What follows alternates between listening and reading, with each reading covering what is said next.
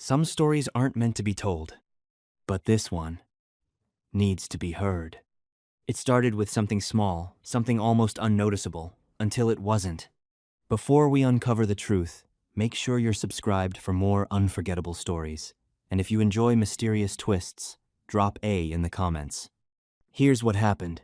Silas Thorne replayed the security footage for the 5th time. Timestamp: 2:47 a.m. There she was, Tessa Harlow, the chef from Texas, moving through his kitchen like a ghost, wrapping something in a towel and hiding it under her coat, hands shaking. He'd suspected her for 3 weeks. Wagyu beef gone, truffle vanished, bone broth missing every other night. Mrs. Pemberton, his head housekeeper, had laid it out clearly. She's desperate, selling to restaurants to pay off debts. It made sense. Tessa was an outsider with no one. But something in Silas's chest twisted. He'd wanted to be wrong. She disappeared toward the west wing, the forbidden corridor. His mother's room. One phone call and she'd be gone forever. His finger reached for the phone, but something made him wait. His mother's bedroom camera activated. Catherine Thorne appeared on screen. Skeletal. Silk pajamas hanging like a burial shroud. Silver hair limp around a hollow face. Tessa entered the frame, knelt beside her, opened a thermos. Steam rose. Catherine's eyes came alive. Hungry. Desperate. Tessa brought a spoon of golden broth to the old woman's cracked lips. Catherine opened her mouth like a starving bird. Silas couldn't breathe. He watched Tessa feed his mother with a gentleness he'd never witnessed in his world, wiping her chin between spoonfuls, whispering words that made Catherine cry. The old woman ate everything, then gripped Tessa's wrist like she was afraid the food would disappear. Then he saw it, the dinner tray on the dresser. The meal Pemberton's staff claimed Catherine refused. It was empty. Not untouched. Empty. It never held food. He pulled up earlier footage, watched Pemberton carry that tray in, watched her lean close to his mother and speak. No audio, but he read her lips. Still being difficult, Catherine? You'll eat when you've learned some respect. Ice turned to fire. He cycled back a week. 2 weeks. A month. Same pattern every day. Empty trays. His mother begging. Staff bringing nothing. Nurse Gretchen writing stable while Catherine starved. Tessa, who everyone thought was stealing to survive, was stealing to keep his mother alive. Silas's hands shook. Hands that had broken men. Hands that built an empire. He'd trusted Pemberton completely. Delegated his mother's care because he told himself he was too busy. The truth was uglier. He was afraid to watch her fade, so he handed her to strangers. And they'd been killing her slowly, right under his nose. On screen, Tessa braided Catherine's hair, the old woman's face soft with something Silas hadn't seen in months. Peace. Hit that like button and share this with someone who needs it. Subscribe so you never miss stories like this. Now settle in, because nothing here is what it seems. 3 weeks earlier, Tessa Harlow stood in the middle of the Thorne Estate's industrial kitchen, her hands shaking without stopping. Her only suitcase sat out in the hallway, leaning against the gray stone wall like an abandoned child. And in her bank account she had exactly $43 left. The kitchen was 3 times larger than any professional kitchen she'd ever worked in Austin or Dallas. Stainless steel gleamed under cold fluorescent lights. 2 high-powered Viking ranges stood side by side like sentries. The walk-in refrigerator was so large it could fit a car. Bright steel prep tables lined up in orderly rows like an operating room. And silence, not the silence of too few people, but the silence of too much hostility. 7 kitchen staff stood scattered around their stations, each in their place, but all of them looked at her the same way, as if she'd walked through a door no one had opened for her, as if she were a stain on their flawless stainless steel. Their eyes slid over Tessa's chef coat, the only thing she still owned that looked even remotely decent, then turned away with a contempt they didn't bother to hide. No one said hello. No one nodded. She stood there in that vast kitchen and felt smaller than she'd ever felt. Miss Harlow. The voice cut through the silence like a blade through silk. Tessa turned and saw a woman in her 60s standing in the doorway. She wore a perfectly tailored black dress, her silver hair pinned into a neat bun, without a single strand out of place, her back straight as iron. Everything about her radiated authority, from the way she stood to the way the 7 kitchen employees lowered their heads in unison when she appeared. I'm Mrs. Pemberton, the head housekeeper of this estate. I oversee all household operations, including the kitchen. You'll report directly to me. Yes, ma'am. Tessa forced her voice to hold steady. Mrs. Pemberton didn't offer a single additional word of welcome. She turned, motioned for Tessa to follow, and began leading her through the long corridors of the Thorne estate with steps that were quick and precise. She indicated the staff quarters, the laundry room, the storage areas, the family's dining space, the main dining room, and at each place she stopped only long enough to deliver one brief sentence before moving on. Tessa had to almost jog to keep up. Then they reached the west wing. The corridor here was entirely different. The light was softer, the carpet thicker, and the air heavier, as if even dust didn't dare drift into this part of the house. Mrs. Pemberton stopped. She said nothing. She simply stood there for a second, then slowly turned to look at Tessa. Her eyes were so cold, Tessa felt the temperature in the hallway drop by a few degrees. There was no warning, no explanation, no rule spoken aloud. Only that look. Then Mrs. Pemberton turned away and continued on as if that moment had never happened. But Tessa understood, as clearly as if the woman had shouted in her face, "Never step in here." Back in the kitchen, Mrs. Pemberton introduced Tessa to Hugo Pratt, the head chef. He was a large man in his 40s, his arms as thick as an ordinary person's thighs, and he looked Tessa up and down with the kind of gaze people reserve for an insect crawling onto a dinner table. "She's the new one." Hugo didn't speak to Tessa. He spoke to Mrs. Pemberton, as if Tessa weren't even in the room. Mrs. Pemberton nodded and left without looking back. Hugo pointed toward the sink. "The vegetables in that bin need to be washed clean. The kitchen floor gets mopped every 2 hours. The trash gets taken out when it reaches the red line." Tessa looked at him. She'd been hired as a chef, but she didn't say a word. She nodded, rolled up her sleeves, and began washing the vegetables. That evening, after her first 16-hour shift, Tessa stood by the kitchen window while she waited for water to boil so she could wash the last pot. From there, she could see the west wing, the 3rd floor, large windows with the curtains drawn tight. The lights were off even though it was only 8 o'clock at night. All day, she hadn't seen anyone go in or out of that area except Mrs. Pemberton. No doctors, no nurse shift changes, no murmured conversation. Only a thick, smothering silence draped over the west wing like a burial cloth. Something was wrong in that place. Tessa could feel it with an instinct she couldn't explain. The kind of instinct that lives in the bones of people who have cared for the sick, who have sat beside someone's bed and watched them grow weaker day by day. She couldn't name the feeling yet, but it was there, quietly gnawing behind every thought, like an unhealed wound she kept brushing by accident. On her first night at the Thorne estate, Tessa lay on a narrow single bed in the smallest room in the staff quarters, pressed up against the laundry room.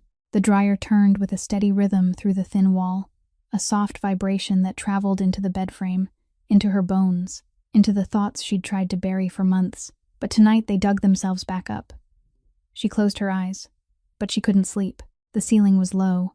The sharp scent of industrial detergent had soaked into everything, and in the dark, Tessa found herself pulled backward to Austin, to the small kitchen where her mother, Margaret Harlow, used to stand every night after 2 back-to-back shifts, sautéing onions in an old cast-iron skillet.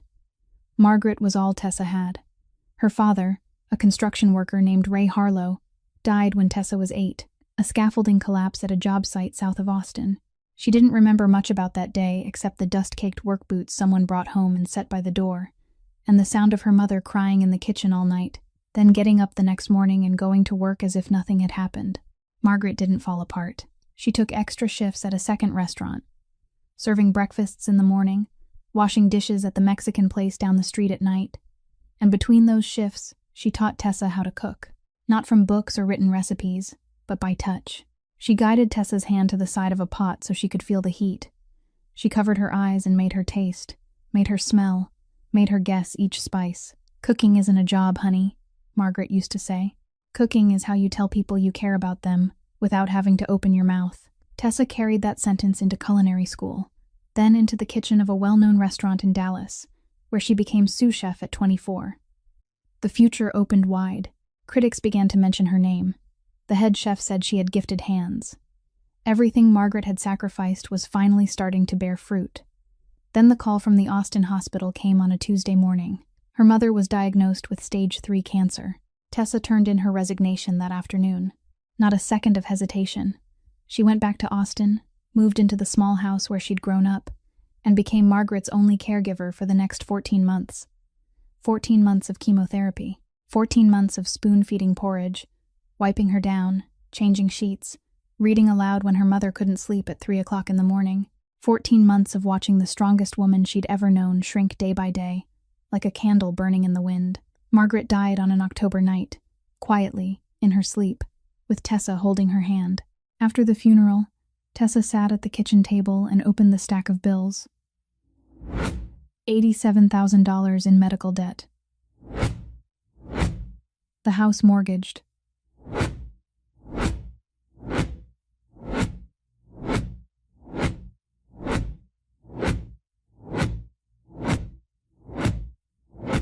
Savings at zero.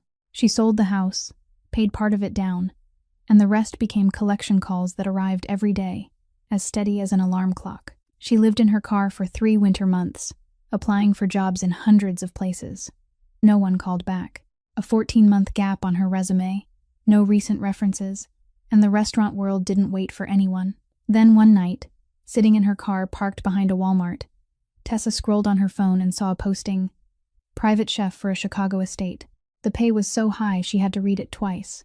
No reference letters required. No demand for an unbroken work history. Only 2 conditions: cook well and know how to stay quiet. Anyone with a little life experience knew that when a job paid too much and asked too few questions, there was always something behind it that they didn't want her to see. Tessa knew that.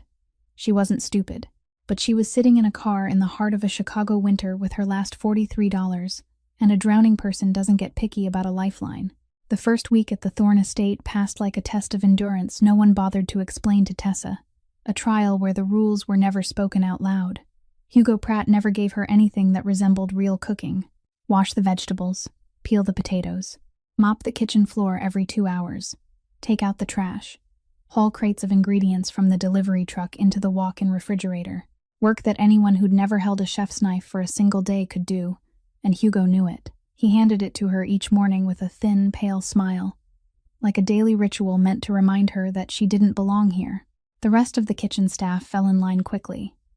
Tessa's tools disappeared from her station when she turned her back, then reappeared in the wrong drawer, or didn't reappear at all. The staff meal at lunch was always gone before her turn came, and no one remembered to save her a plate. Tessa ate whatever scraps were left on the prep tables after service. Leftover bits of vegetables, a few slices of dry bread, sometimes nothing but water, and she'd wait until the next shift. She didn't complain. Not once. She'd lived in her car for 3 winter months, eaten icy canned food in a Walmart parking lot at midnight. Compared to those days, eating leftovers in a $1 million kitchen was still an improvement. She kept her head down, she worked, and she kept her mouth shut. But her eyes didn't. Tessa watched everything with the quiet instinct of someone used to living on the edge, used to seeing without being seen. She noticed small things no one in this house seemed to notice anymore, because they'd become normal. No one mentioned Catherine Thorne, not ever. The mistress of the house's name didn't appear in any conversation in the kitchen, in the staff rooms, in the hallways. As if she didn't exist. As if the 3rd floor of the West Wing was an empty room, not a place where a human being was living. Nurse Gretchen Marsh, a brown-haired woman in her 50s with a professional smile always fixed on her mouth, went up to the 3rd floor twice a day, but each time she stayed no longer than 20 minutes. When she came back down, she always locked the nurse's station door behind her with 2 locks before going anywhere, even if she was only stepping out to smoke. And Mrs. Pemberton. She controlled everything that went in and out of the West Wing with the precision of a jailer. The meal trays went up in her hands. The bed linens were changed and arranged by her hands. The medical visits were approved by her. No staff member was allowed onto the 3rd floor without her direct permission, and through that entire first week Tessa watched. Not a single person ever asked. Everyone in this house seemed to have accepted an unwritten law. The West Wing was Pemberton's private kingdom, and no one questioned what happened inside. On the 5th night, Tessa was lying in her room when she heard heavy footsteps in the hallway. Slow, steady, coming toward her door. Her heart leapt up into her throat. She jolted upright, her back pressed to the wall, her eyes fixed on the doorknob. The knob turned. The door opened. A laundry worker stood there, arms full of folded sheets, eyes half asleep. "Sorry," Wrong room. The door shut again. The footsteps faded. Tessa sat in the dark with her heart still pounding, and she reminded herself of what she'd been trying to forget since the day she stepped into this place. She was living in the house of a man the entire city of Chicago feared, and her safety depended completely on whether she could make herself invisible enough. The 8th night, Tessa was lying there, waiting for sleep to come, when she heard it. Not through the wall, not from the hallway, but through the small ventilation grill above the corner of her room, connected straight into the kitchen's ventilation system. The sound was so faint it was almost swallowed by the steady turning of the dryer beside her. But Tessa heard it. Clearly. Exactly. Because she'd heard that sound every night for 14 months, sitting beside her mother's bed in the small house in Austin, crying, weak, exhausted, pressed down by someone who no longer had the strength to cry out loud. The crying of a person dying slowly. On the 9th night, the crying came again. Same hour, same volume, the same desperation compressed until it nearly became silence. Tessa lay in the dark with her eyes open, listening as the sound slipped through the ventilation duct and fell into her small room like drops of water on stone. She could have closed her eyes. She could have pulled the blanket over her head, pressed a pillow to her ears, and pretended she heard nothing, that it was the wind, the pipes, anything but the cry of a human being. She could have reminded herself of what hung over her head. Being caught in the West Wing meant breaking the one rule Mrs. Pemberton had made unmistakably clear with her eyes on the very first day. Breaking it meant losing her job. Losing her job meant going back to a car in the middle of a Chicago winter, with $87,000 in debt and nowhere left to go. Tessa knew all of that. She knew it with reason, with logic, with the part of the brain designed for survival, but her body refused to turn away. Her feet touched the cold floor before her mind could order them to stop. She pulled on her coat, opened the door so slowly that every millimeter of the hinges stayed silent, and stepped into the dark hallway. The Thorne estate at night was a different world. By day it was vast and intimidating, but at least there was light, footsteps, signs of life. At night it became a labyrinth of stone and oak, where every shadow had shape and every echo stretched twice as long. Tessa walked barefoot to avoid making a sound. She had watched carefully over the past week and knew where the security cameras were in the main corridors. But she didn't know whether there were cameras in the West Wing hallway. She didn't know whether someone was sitting in front of a screen right now, watching her. She only knew the crying was pulling her forward, and she was following it. The West Wing sat at the end of the second-floor corridor, beyond a heavy wooden door that led to a private staircase. The door was unlocked. That detail made Tessa pause for a second. Mrs. Pemberton, who controlled everything going in and out of this area like a prison warden, hadn't locked it, because she didn't need to. No one in this house dared come here. The fear she'd planted was more effective than any lock. Tessa pushed the door and stepped onto the stairs. The staircase was narrow, the thick carpet swallowing every footstep.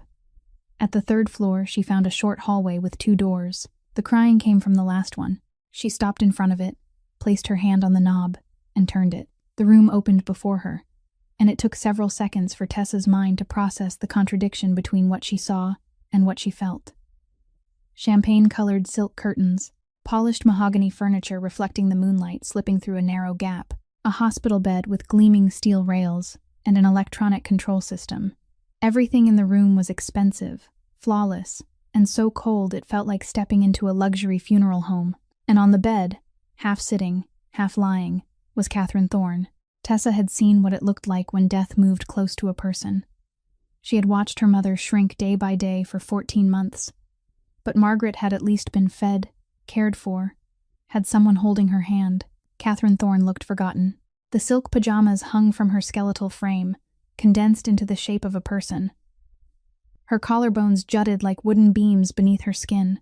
Her eyes were open, fixed on the ceiling, and tears ran down both temples into the pillow without sound, as if even crying had been done so many times it had become a silent reflex. "Ma'am, are you all right?" Tessa's voice came out softer than she intended. Catherine startled and turned her head. The gray eyes that had been empty flared with pure fear. Not fear of a stranger in the room, but fear because she thought she knew who had sent her. "Mrs. Pemberton sent you, didn't she?" Catherine's voice was hoarse, torn like old paper. "No, I'm Tessa, the new chef. I heard you crying. Catherine stared at her for a long time. So long it felt as if she were trying to decide whether Tessa was real or a hallucination from an exhausted mind. Then she spoke, and the 3 words pierced Tessa's chest harder than anything she had ever heard in her life. "I'm hungry. I'm so hungry." Tessa looked around the room. On the mahogany dresser beside the bed sat the silver tray Mrs. Pemberton brought up every evening. Tessa stepped closer. The tray was empty, completely empty. No plate, no glass, not a crumb of bread, not a trace of food. It had never held a meal. Her stomach was empty. The tray was empty. Her eyes were empty. This $1,000,000 room was empty. Please don't tell her. Catherine clutched the edge of Tessa's sleeve with fingers thin as twigs, and in her pleading voice was a deep fear Tessa recognized instantly. This wasn't the fear of illness. This was the fear of prey toward a hunter. "Please, don't tell." And in that moment, every scattered piece Tessa had collected over the past week, the always spotless trays, the door no one dared cross, the name Catherine no one dared speak, Nurse Gretchen with the door always locked twice, all of it snapped together into a picture so clear it made her nauseous. This was not a patient refusing to eat. This was a 74-year-old woman being systematically starved in her own home. Tessa left Catherine's room at 3 o'clock in the morning. She went down the stairs, through the corridor, back to the kitchen. Her hands were still shaking, but her eyes were different from when she'd gone up. There was no fear left in them, no hesitation. In her gaze was something anyone who had cared for a loved one until their final breath would recognize. The resolve of someone who knew exactly what had to be done. Tessa stepped into the kitchen, turned on the small light above the sink, and opened the refrigerator. Inside the Thorne Estates industrial refrigerator at 3 o'clock in the morning, Tessa didn't look for any high-end ingredients she dared not touch. The wagyu, the truffles, the imported seafood, all of it was inventoried daily by Hugo and reported directly to Mrs. Pemberton. But Tessa didn't need any of that. She needed what no one in this kitchen even bothered to look at. Cold rice from the staff dinner, half a pot left, destined to be dumped in the morning. Chicken bones already picked clean, sitting in a plastic bag at the top of the trash, waiting to be thrown out. A few limp scallions and wilted ginger in the produce drawer that Hugo had marked for discard. Tessa took it all out, set it on the prep table, and began to cook. She simmered the chicken bones with ginger over a low flame, skimming the foam, watching the heat, coaxing the broth into something clear and naturally sweet. She cooked porridge from the cold rice, stirring steadily until the grains softened and opened, melting into the broth until it became a smooth, thickened mixture that gave off a gentle, comforting steam. Food for someone who'd been starved for a long time couldn't be heavy. It couldn't be greasy. It couldn't be hard. Tessa knew this from 14 months caring for her mother. A stomach that had shrunk from hunger needed to be awakened slowly, tenderly, like calling someone from sleep, not jolting them awake.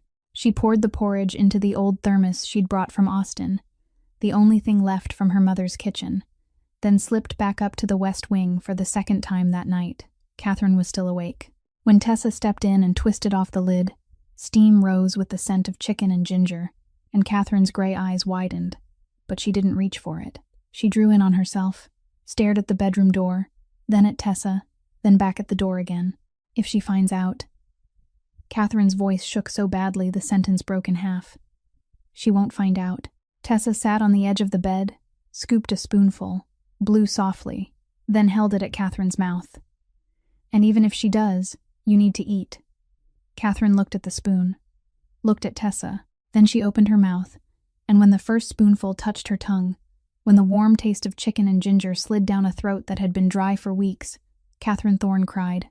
Not the faint crying Tessa had heard through the ventilation duct. This was the crying of someone who'd finally been seen after a long time of being treated as if she didn't exist. Tears ran down her chin, fell into the spoon, and still she ate. She ate through the tears, through the hitching breaths, until the thermos was empty, and she sank back onto the pillow, exhausted. But for the first time in weeks, exhausted from being full, not from being hungry. That night became the first night in a string of nights that followed. Every evening after the kitchen closed, Tessa gathered what was about to be thrown away. Beef bones, wilted vegetables, cold rice, scraps of meat still clinging to a tray, the things that would be in the trash by morning. She turned them into porridge, into soup, into broth, then carried them up to the west wing when the clock struck 2 o'clock in the morning. Slowly, Catherine began to wait for her. She sat up in bed when she heard the door open, her eyes bright in the darkness, and Tessa realized it wasn't only the food. It was that someone came. Between the late-night meals, Catherine began to tell stories. Her voice was still hoarse, but each night it grew a little clearer, a little stronger, like a small flame fed with new wood. She spoke of Conrad Thorne, her husband, the man who had built everything with his bare hands, and loved her with a rough, unwavering devotion. She spoke of Silas as a boy, the child who had nightmares and could only sleep when she sang, the child who'd become a man the whole city feared, yet in her eyes he was still a boy who needed comfort. She spoke of this house when it was full of laughter, when the great dining room overflowed with guests every holiday, when the kitchen where Tessa worked had once smelled of apple pie. Catherine herself baked every Sunday. Tessa listened, braided her hair, wiped her face with a warm cloth, and stayed beside her until Catherine drifted into sleep. Then one night, about 2 weeks after that first time, Catherine said something Tessa never expected. "She controls my will." Catherine's voice was a whisper, but it was unusually clear. "Pemberton. She forced me to sign a power of attorney and change the inheritance terms when I was still lucid, when I still had the strength to hold a pen. And after that, she told Silas I had dementia." Catherine turned to look at Tessa, and in those gray eyes there was no paranoia, no confusion, only the sharp clarity of a woman who knew exactly what was being done to her and was helpless to stop it. "She told my son I've lost my mind. I haven't lost my mind. I'm just being starved." Tessa sat very still. The blood in her body ran cold. The last pieces dropped into place with a distinct click inside her head. This wasn't negligence. It wasn't busy staff forgetting to care for an old woman. This was a calculated scheme, systematic, with a clear financial purpose. Pemberton was killing Catherine Thorne slowly by starving her. And when she died, she would die on paper as a dementia patient who had lost the will to live, and the entire estate would flow into the hands of the people Pemberton had already arranged. And Tessa, the debt-burdened chef from Texas, no one in this house bothered to look at, was the only person on earth who knew the truth. She kept bringing food up every night. She didn't stop. She couldn't stop. But there was one thing Tessa didn't know. Something she couldn't know because she wasn't the owner of the $1 million security system in this house. In the walls and ceilings of the industrial kitchen, hidden in corners the naked eye would never notice, electronic eyes had recorded every one of her night trips, every time she opened the refrigerator, every time she wrapped the thermos in a kitchen towel and slipped into the hallway.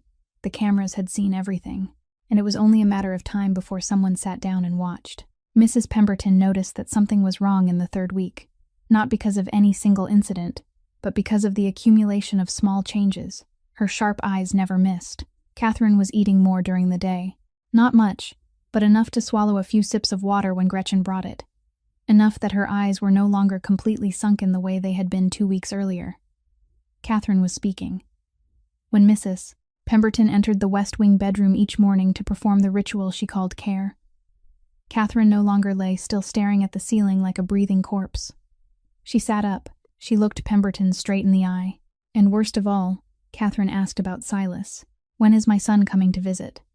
The question echoed in the West Wing bedroom on a Wednesday morning, and Mrs. Pemberton felt something cold slide down her spine. Not fear.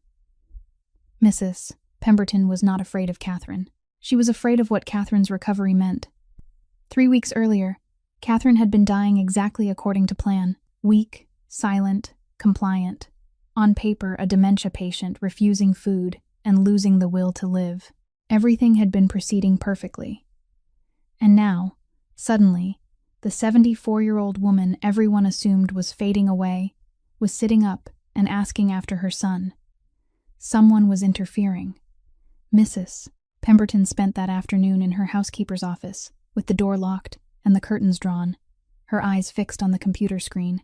She had access to the security cameras in the kitchen, the first-floor hallways, the staff areas, and the exterior grounds. That was the scope Silas had granted her to oversee household operations. She did not have access to the third-floor West Wing cameras.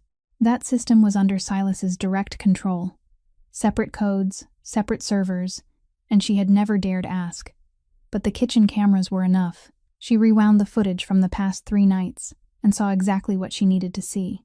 2:17 in the morning, Tessa Harlow entered the kitchen, opened the refrigerator, took out bones, cold rice, vegetable scraps, cooked at the small burner for about 40 minutes, poured the contents into a thermos, wrapped the thermos in a kitchen towel, hid it under her coat, and disappeared from the kitchen camera frame. The next night, the same pattern. The night after that, identical. Mrs. Pemberton replayed the footage again and again, watching Tessa take items from the refrigerator, unable to see where she carried them because the West Wing hallway cameras were outside her access. She did not know Tessa was feeding Catherine. She only knew that the Texas chef was taking food from the kitchen every night and carrying it somewhere inside the estate. And for Mrs. Pemberton, that was all she needed. Not the truth, but the raw material to build a better story than the truth. She opened the inventory ledger on her computer, the system she herself managed, entered, and reported to Silas every month. She began to edit. Discard-bound chicken bones became several pounds of premium Wagyu beef. Leftover rice became imported white truffles from Italy. Wilted vegetables became high-end seafood. Each night Tessa took scraps. Mrs. Pemberton added a new figure to the loss column, and after 3 weeks, the total value of the missing goods reached into the thousands of dollars. A perfect theft record. Clean, systematic, supported by camera footage, supported by detailed figures, without a single visible flaw. The following afternoon, Mrs. Pemberton went to see Silas in his second-floor office. She knocked exactly twice, entered with a neatly clipped folder in her hands, and wore the expression she had practiced in the mirror.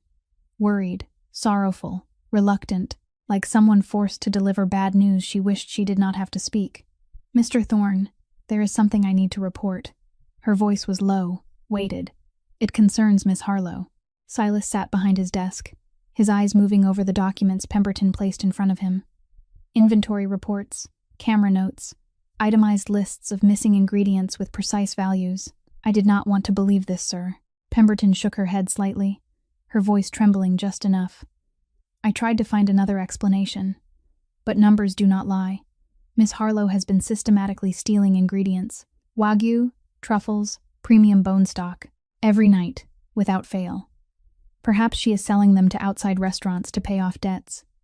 Silas did not look up. He turned the pages slowly, his face unreadable. Then he closed the folder. "I will handle it." 3 words, flat, no anger, no surprise, just cold. Mrs. Pemberton nodded, stood, offered a few more words of regret, and left the office. She walked down the second-floor hallway with steady steps, her back straight, her gaze fixed ahead. And when she turned the corner, certain she was out of sight from Silas's office, the corner of her mouth lifted into a smile. Small, precise, satisfied, the smile of someone who had just placed the final piece on the board. What Mrs. Pemberton did not know was that the hallway corner was not empty. Barrett Cole, Silas's closest lieutenant, was leaning against the wall a few steps away, phone in hand, pretending to read a message. He did not speak. He did not look directly at her, but he saw that smile, and he remembered it. That night, when the estate sank into darkness and everyone had gone to their rooms, Silas Thorne sat alone in the second-floor security monitoring room. He powered up 12 screens, selected the kitchen cameras and the hallway feeds, adjusted the angles, then leaned back in his chair and waited. He believed he was hunting a thief, a desperate chef from Texas, stealing expensive ingredients to sell on the side and pay off debts. Simple, clean, easy to end with a single phone call. He did not know that in the hours to come, what appeared on those 12 screens would shatter everything he had believed for 22 years, and that what he was about to discover would be worse than theft by orders of magnitude beyond measure. The next morning, Tessa walked into the kitchen at 5:30, like she did every day. She hadn't slept much. 3 hours, maybe 4, but she was used to it. 3 weeks of cooking during the day and slipping food up to the West Wing at night had turned exhaustion into her new normal. She tied her hair back, put on her chef coat, washed her hands, and started prepping breakfast ingredients according to the list Hugo had left on the table the night before. The kitchen was empty. The other staff hadn't arrived yet. There was only the steady hum of the ventilation fan and the fluorescent light reflecting on steel. An ordinary morning. At least, that was what Tessa thought. Mrs. Pemberton passed through the kitchen at 6:15. That wasn't unusual, because she always inspected the kitchen in the morning before going up to the West Wing. But instead of gliding past Tessa without looking the way she always did, she stopped, and she smiled. "You look refreshed this morning, Miss Harlow." Her tone was gentle, almost friendly, and that was exactly what made Tessa feel as if someone had poured ice water down her spine. In the past 3 weeks, Mrs. Pemberton had never smiled at Tessa. She had never spoken her name with anything other than cold distance. That smile was wrong. Completely wrong.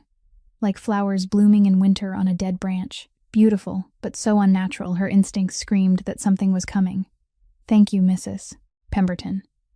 Tessa forced her voice to stay normal and kept slicing onions. "Mrs." Pemberton lingered for a few more seconds, her eyes moving over Tessa from head to toe, as if measuring a coffin, then turned away. Her footsteps were light and even on the stone floor, each step echoing and then vanishing into the corridor, and Tessa realized her hand was gripping the knife handle so tightly her knuckles had gone white. 20 minutes later, Barrett Cole walked into the kitchen. Silas's closest lieutenant rarely appeared in this part of the house.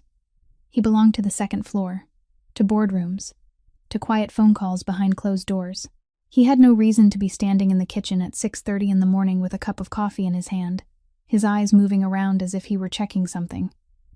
But he was here, and when his gaze met Tessa's, he didn't look away right away. He looked at her, longer than normal. Not with Hugo's contempt, not with the other staff's indifference. Barrett's look was something Tessa couldn't read, hovering on the line between curiosity and compassion, or perhaps a warning. Then he gave a small nod, almost invisible, turned, and left without saying a word. Tessa stood in the middle of the kitchen with the knife in her hand, and the sense that the ground beneath her feet was shifting. At noon, when all the staff were eating in the break room, Mrs. Pemberton appeared in the doorway. She didn't step inside. She simply stood there, and her presence alone was enough to silence every voice. Announcement: "Mr. Thorne requires everyone to be present in the grand dining room tonight." Her voice was clear, slow, each word pronounced with the precision of someone who had rehearsed the sentence before speaking it. No exceptions. Then she turned and walked away. The break room went quiet. Tessa looked around and saw what she had never seen in the past 3 weeks. Fear on the faces of people who had treated her like air. Hugo set his spoon down, his eyes locked on the tabletop. 2 kitchen workers exchanged a quick glance, then lowered their heads. Gretchen, sitting in the corner, rose quietly and left without finishing her meal. No one said a word, but everyone understood that when Silas Thorne summoned the entire staff to the grand dining room, it was never dinner. Tessa didn't know that. She didn't know that tonight wasn't a meal. It was a trial, and she was the one on trial. 7 o'clock in the evening. The grand dining room of the Thorne estate opened before Tessa like a courtroom gallery.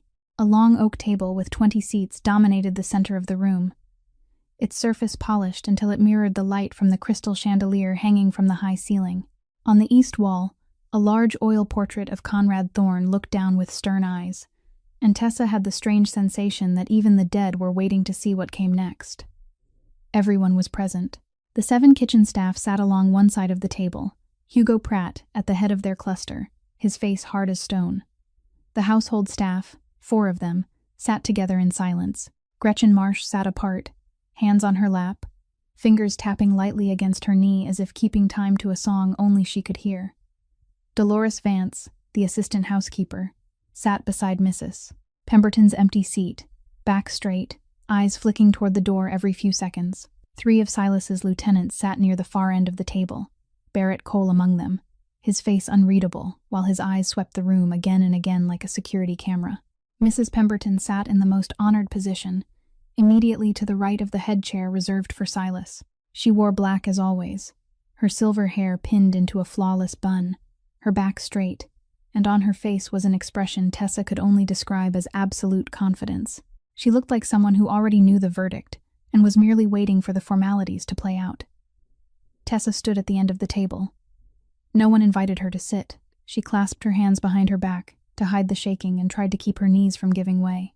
She didn't know exactly what was about to happen, but Mrs. Pemberton's smile that morning, Barrett's look, the frightening quiet that had filled the house all afternoon, all of it pointed in one direction, and that direction pointed straight at her. Silas Thorne entered the room and everything stopped, not in a figurative way, in a literal way. Whispers died. Chair legs stopped creaking. It felt as if even breathing ceased. He wore a black suit without a tie, the collar of his white shirt open at the top. His eyes were red, the red of a man who had been awake all night, yet every step he placed on the stone floor was precise, deliberate, weighted with the authority of someone used to commanding an empire. He did not sit.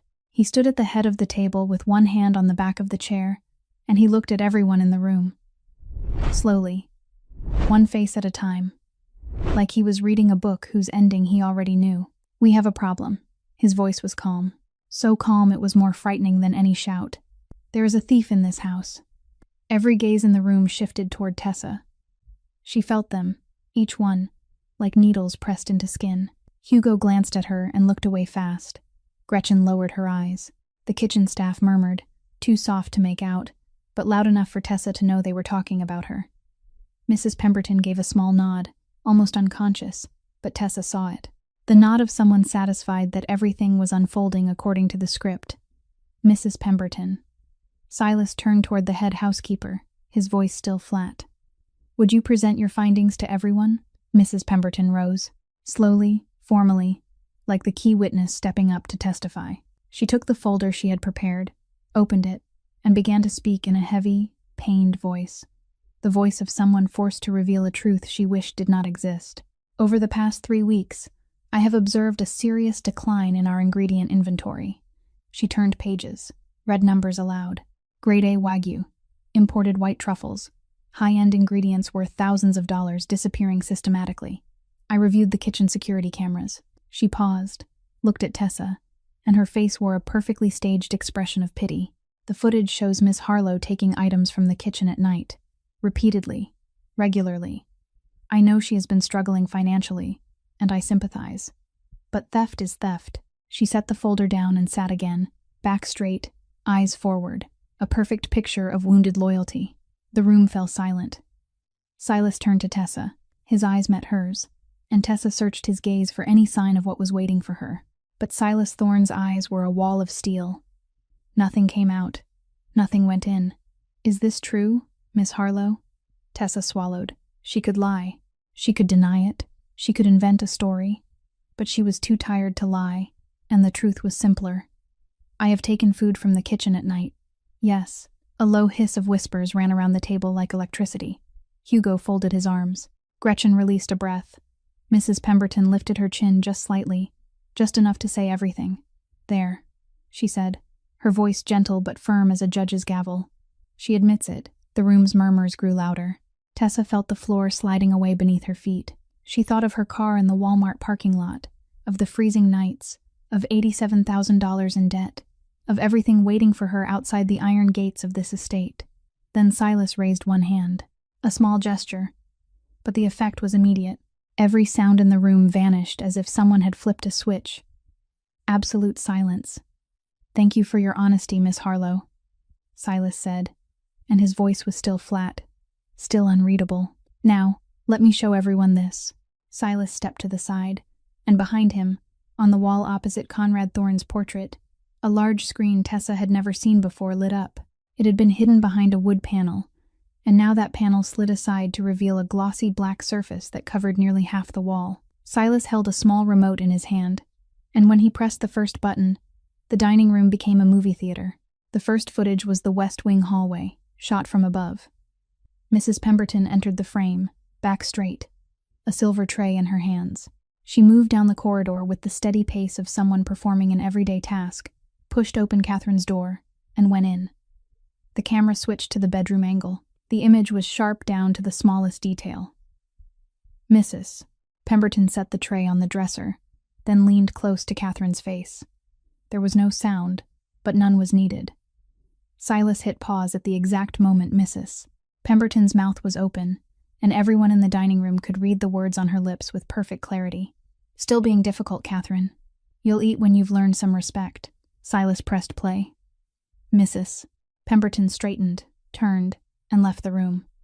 The silver tray remained on the dresser, empty. Catherine lay on the bed with her eyes shut, tears running down her temples, her mouth moving again and again around a single word anyone could understand. "Please, please, please." Tessa heard someone inhale sharply across the table. "Mrs." Pemberton sat motionless, her face unchanged. But her hands were gripping the edge of the table so tightly her knuckles had turned white. The second clip. Gretchen Marsh walked into Catherine's room in her nurse's uniform, clipboard in hand. She checked blood pressure, took temperature, wrote notes. On the screen, Catherine was shaking. Not a slight tremor, but full body shaking, the kind that comes when a body has been drained of energy until it can no longer keep itself warm.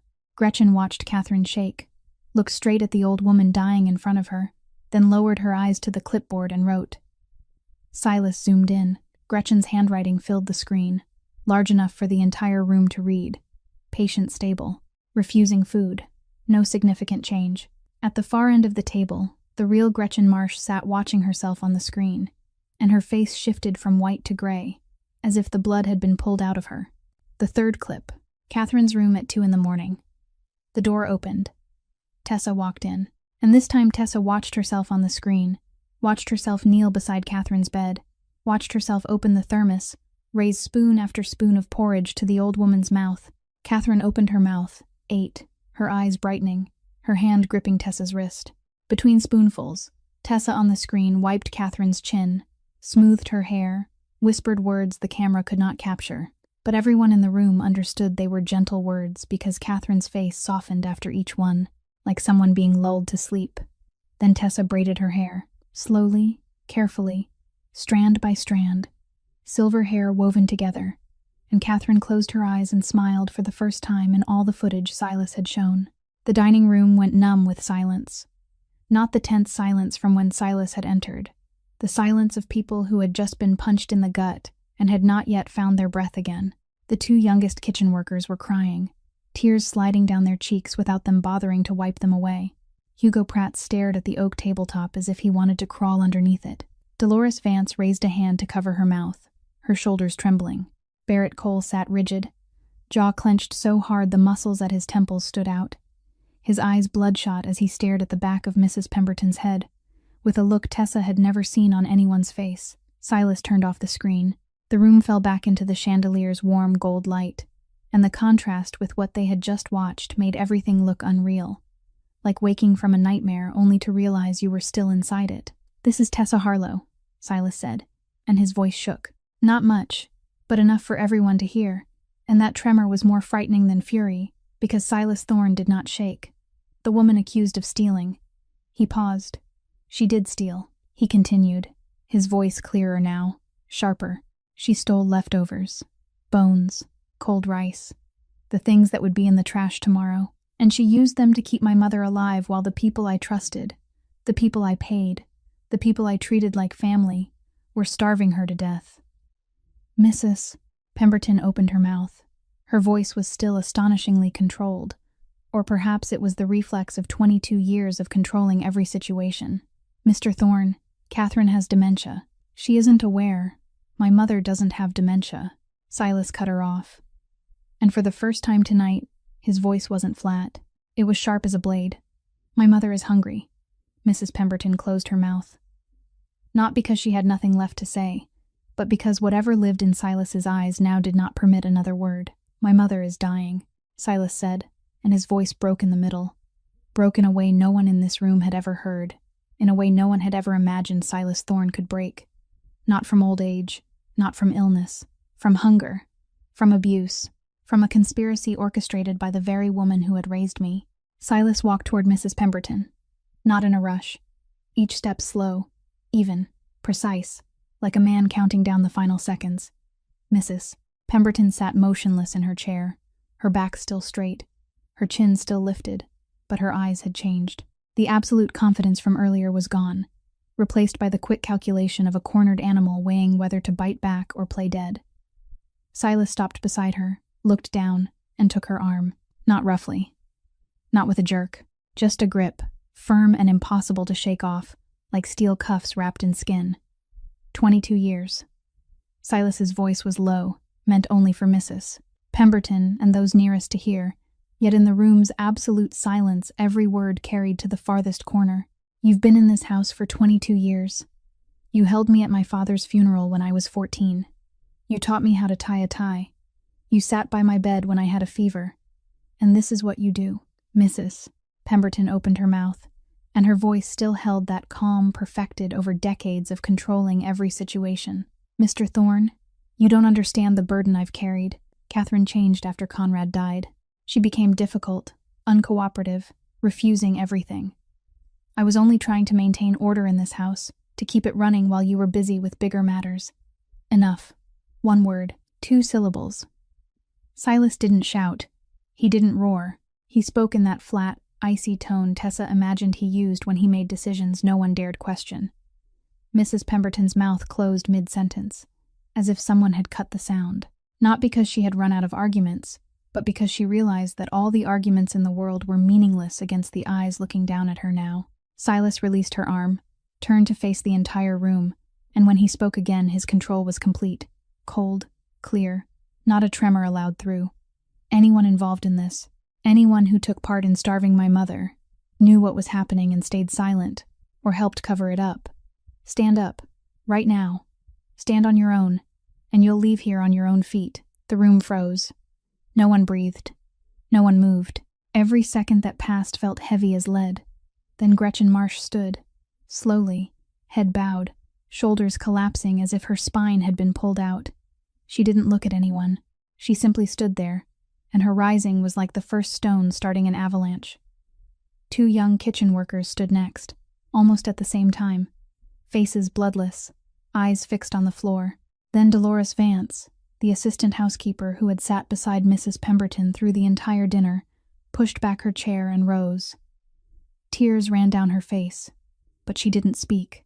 Finally, at the far end of the table, one of Silas's 3 lieutenants, the youngest one, stood.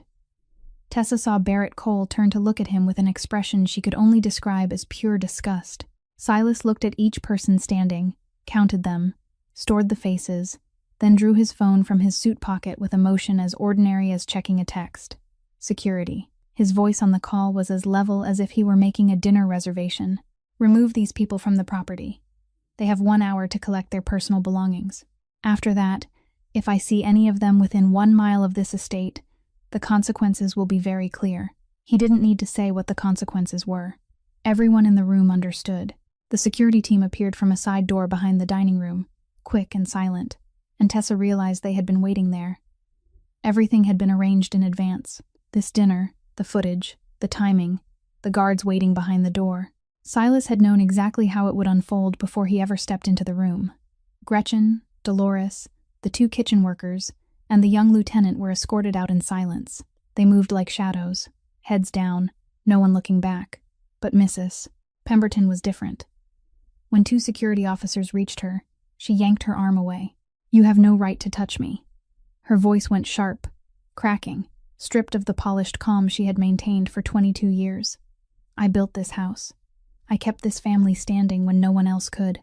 No one answered. Security took both her arms and moved her toward the door. "Mrs. Pemberton fought, her shoes scraping the floor, her screaming echoing down the hallway.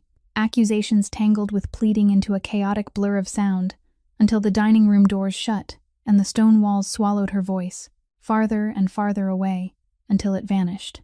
The room felt twice as large after they were gone, empty and heavy, like the air after a storm. Silas stood at the head of the table and looked at those who remained: kitchen staff, house staff, Barrett, and the 2 remaining lieutenants. Their eyes were on him, waiting. "I will make this clear once, and I will not repeat it." Silas's voice had returned to complete calm, cold, hard, without a crack. "My mother is the matriarch of this family. Anyone who harms her, neglects her, or speaks to her without respect will answer directly to me. Do I need to explain further?" A chorus of voices answered across the room, clear and immediate. "Yes, sir." "Good. Out, all of you."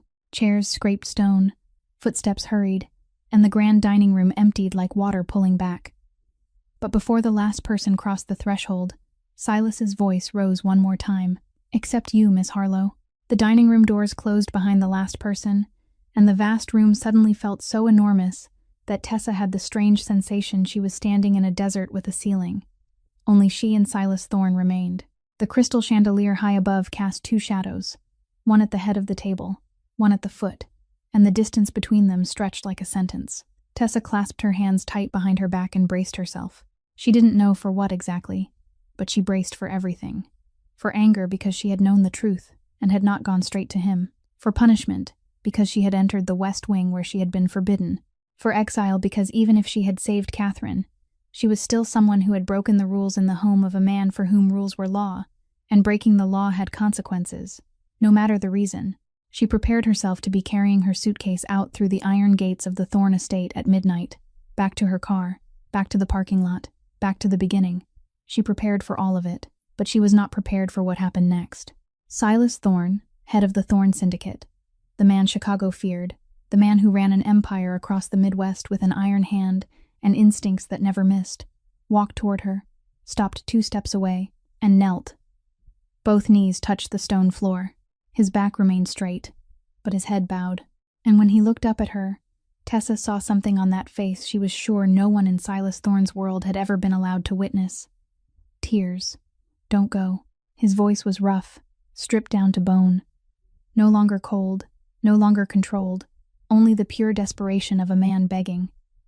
Please, I know I have no right to ask. I know what you've endured here, what you've risked. But please don't go. Tessa stood there with her feet rooted to the floor, her mind refusing to process the image in front of her. This man, the one she had feared for 2 months, the one whose reputation alone made the entire staff bow and tremble, was kneeling in front of her. In front of a debt-ridden chef from Texas no one had bothered to remember. My mother is alive because of you, Silas went on, and the tears were running down his face now, unhidden, unwiped, simply falling. You saved her when I was too blind to see she needed saving. You risked everything, your job, your safety, everything you have, for a stranger, for someone you had no reason to help. I couldn't watch her die and do nothing. Tessa heard her own voice before she had time to think, and it came out gentle and simple. The way truth was always simple. I know.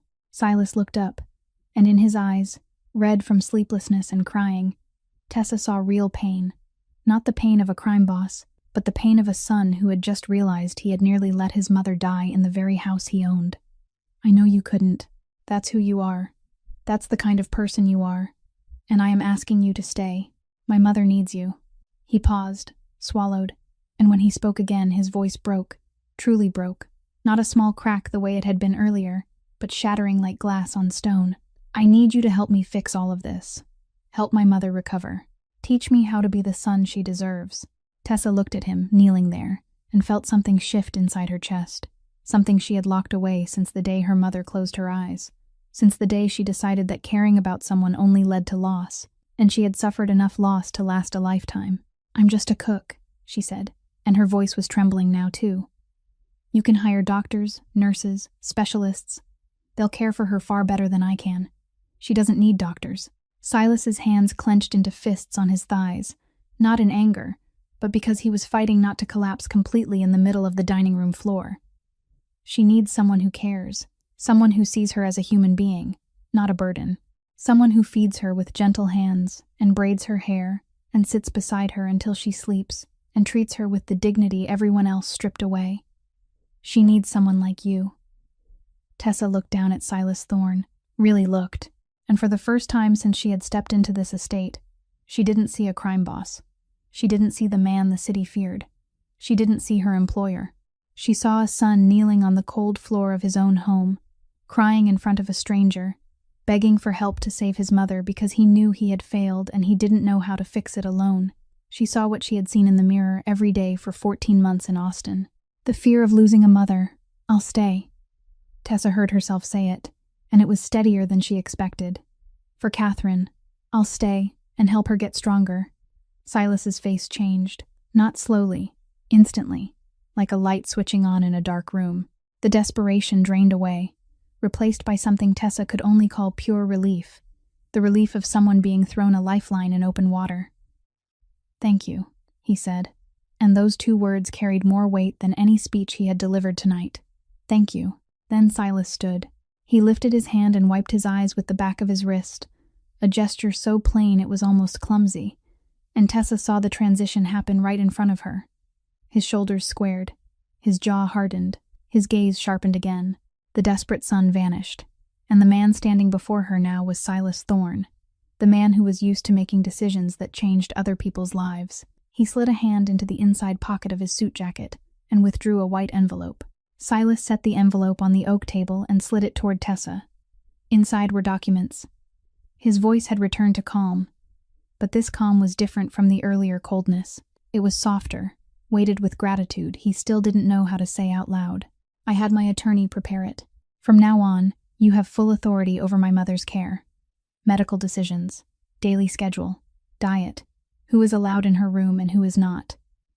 All of it is yours to decide. Everyone in this estate will follow your direction in anything related to my mother. Anyone who questions your judgment will be removed. Tessa stared at the envelope without touching it. She didn't know how she was supposed to react. An hour ago she had stood at the end of the table as the accused, and now she was being handed the power Mrs. Pemberton had held for 2 decades. Your pay will be tripled, Silas continued, practical now, as if reading from a list he'd prepared in advance. A new room right beside the west wing so you can reach my mother at any hour. You will have unrestricted access to the 3rd floor. Anything you need for her care, medical equipment, cooking ingredients, whatever it is, tell Barrett and it will be arranged. He paused. Then his voice changed, lower, slower, and Tessa heard hesitation in it. A strange hesitation in a man she suspected had never hesitated about anything in his life. And one more thing. I added your name to my mother's will. Half of her estate. When she goes, years from now, many years from now, a very long time from now, if you have any say in it, you will be secure for life. Tessa opened her mouth, but Silas raised a hand. I know what you're going to say, and I know it isn't enough. Nothing is enough. There isn't a number. There isn't a property.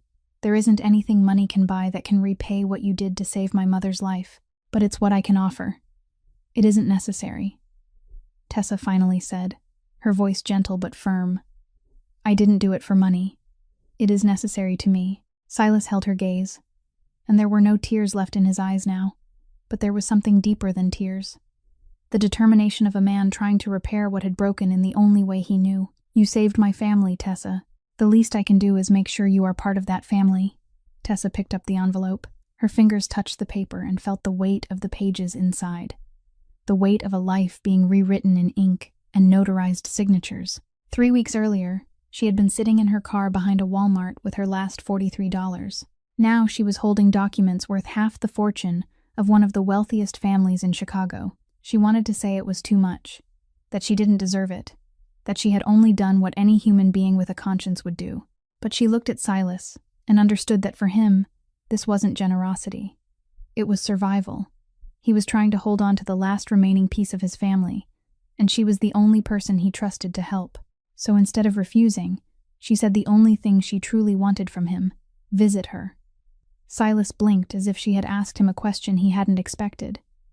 She talks about you constantly, Tessa went on, her voice softening.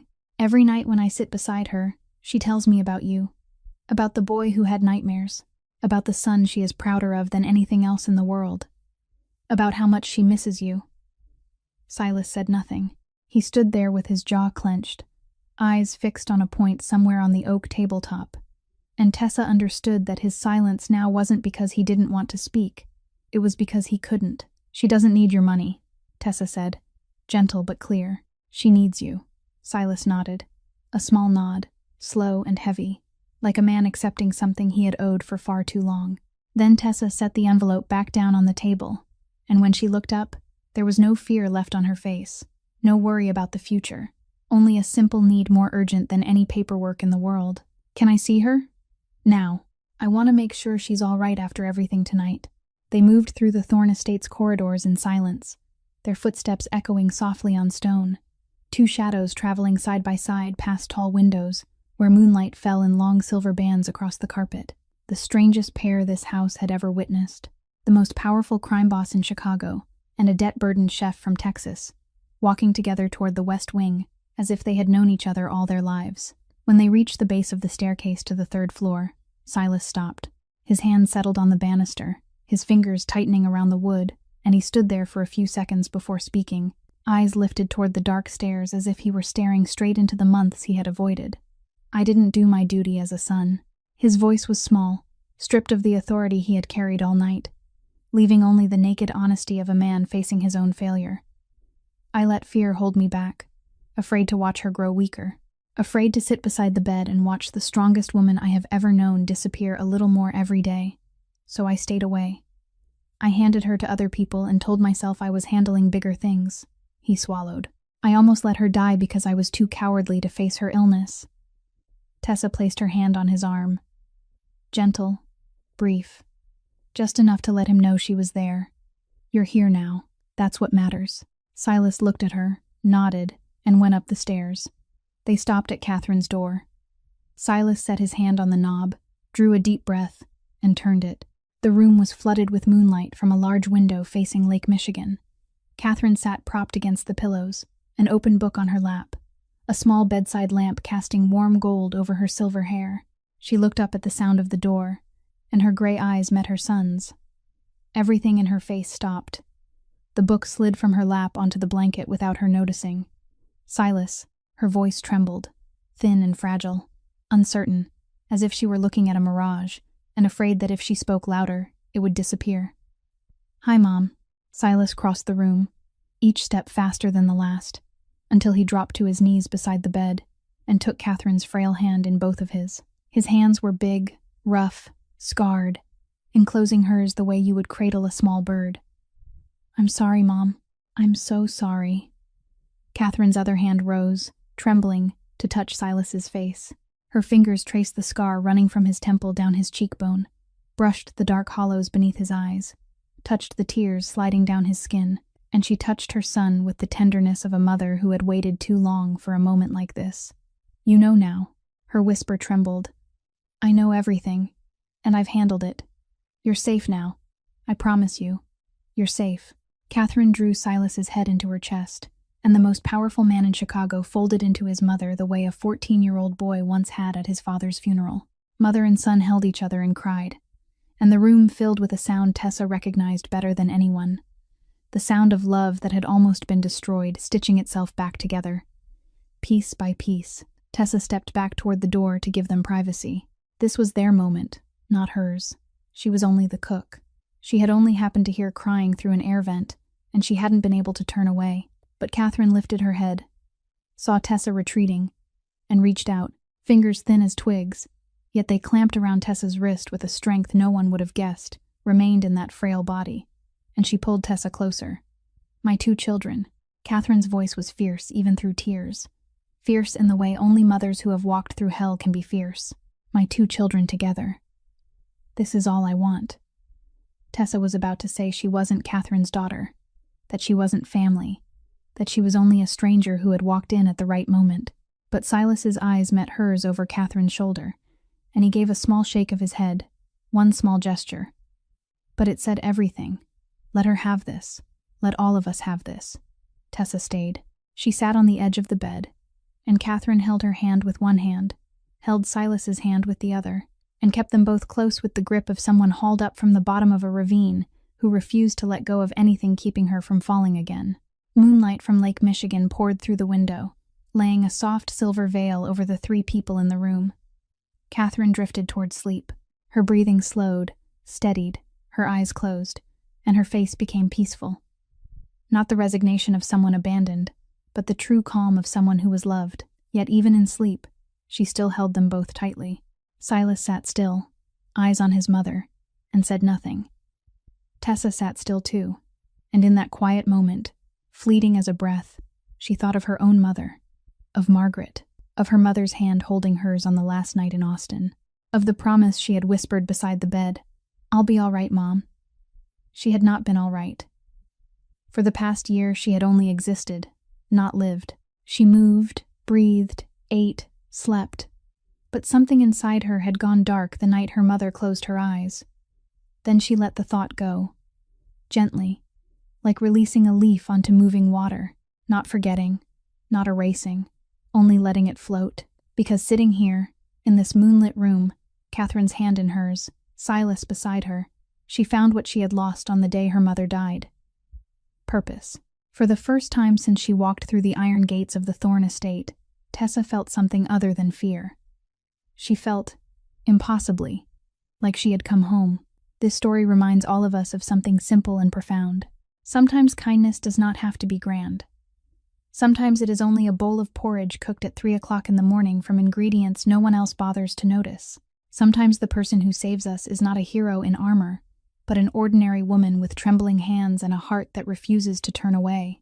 And sometimes the strongest thing is not standing at the top of power, but kneeling down to admit you were wrong. In real life, how many Catherines are quietly suffering around us? How many faint cries slip through the vents because no one is willing to listen? And how many Tessas, ordinary people, are doing the right thing in silence, even when no one sees, even when no one says thank you? Let this be a reminder that you should never underestimate the power of a heart that knows how to love. If this story touched your heart, please hit like and share it so more people can hear it. Subscribe to our channel so you don't miss moving stories every day. And we would truly love to hear from you. How did this story make you feel? Did it remind you of someone in your real life? Leave a comment below and share what's on your heart, because every comment you leave is a powerful source of motivation that helps us keep bringing meaningful stories to you. We wish everyone watching this video good health, a joyful life, peace, and happiness every day. Thank you for being with us. Goodbye, and we'll see you in the next video.